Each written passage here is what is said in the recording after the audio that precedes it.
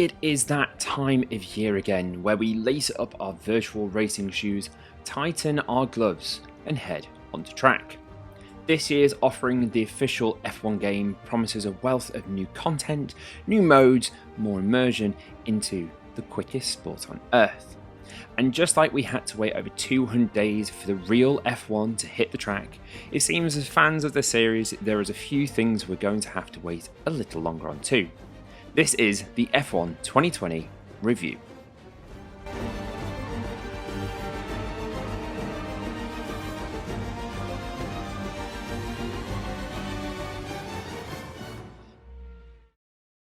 This year's game shares a lot of elements with its predecessor F1 2019, but if you've not seen the trailers, promos or any of the amazing YouTube content already out there, the rising star of this year's game is quite easily my team.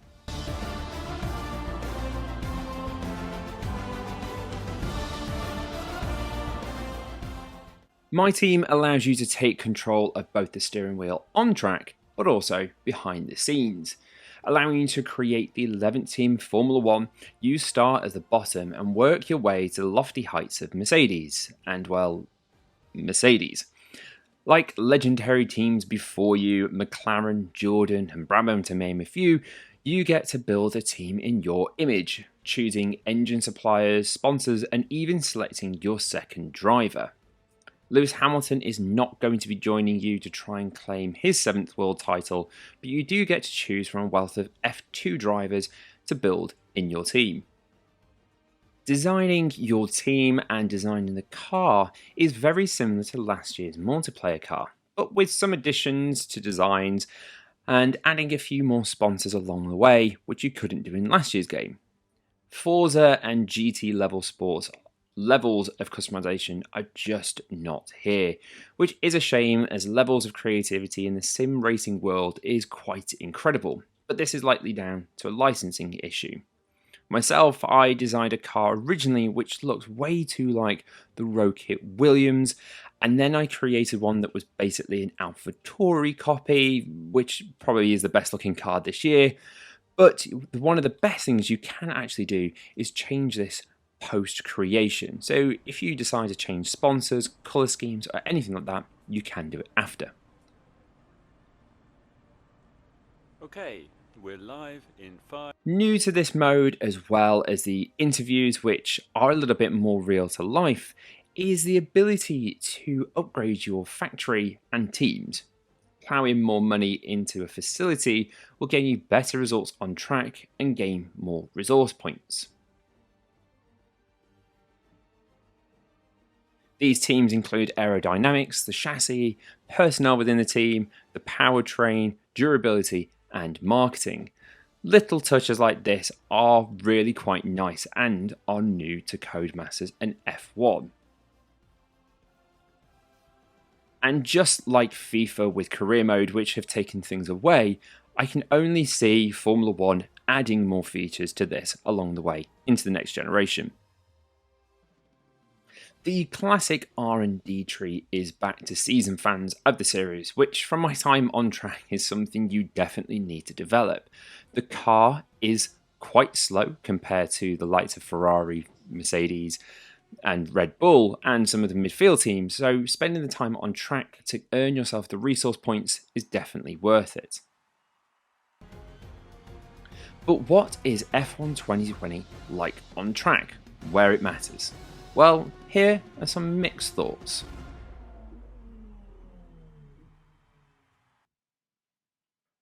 Jeff, just wanted to say thanks for trusting me as your race engineer.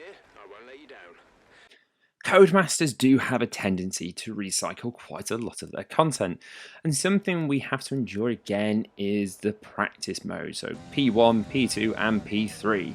After seeing the same modes for over 3 years now, this has become an exercise to gain resource points for many drivers, and not something that adds any experience to the actual game. But by race day, all can be forgiven, with a more aggressive AI and more immersive driving model, maybe not to Max Verstappen's liking, but it can be accessible for both new players and veterans of the series. ERS has been overhauled, but I do feel like I run out quite quickly, but it definitely adds to the action. And yes, you are still able to dive bomb by the side of Seb, but this year it all just feels that little bit more rewarding.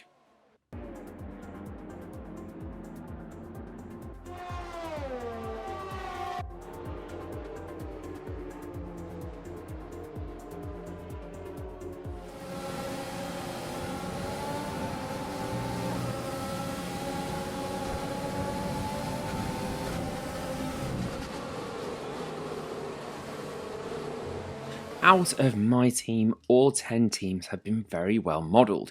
With the news that the new Mercedes and the McLaren decals are getting updates and patches soon, we can enjoy what the cars look like now. All 22 tracks of the previously confirmed 2020 season are here, with the new tracks in Hanoi and at Van Dorn already being modelled, even though we won't see them in real life. New tracks like Mugello won't feature on this year's game as confirmed by Codemasters, which is understandable but also slightly disappointing. Graphically as well, I do feel that F1 2020 is very close to last year's efforts. With an improvement over previous editions with better lighting and detail of vehicles, it still feels very much like a Codemasters game. This is actually most noticeable in things like the animations, like post and pre-game. Again, that recycling that Codemasters have, you'll see it again in this year's game. Just a couple of additions are new podium celebrations, which is a nice relief to see, as we have seen the same for the past 5 years. But to show how far we have come, the next clip is a reference to F1 2020 and F1 2017, both running on the PS4 Pro, both in Dubai, just to really see how far we have come.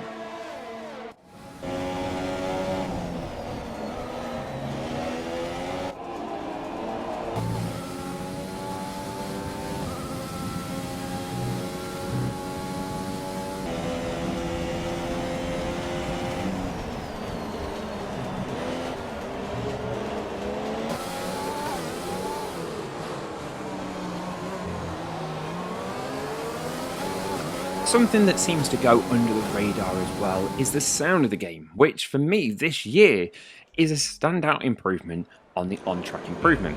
I'd recommend headphones to really hear the difference here.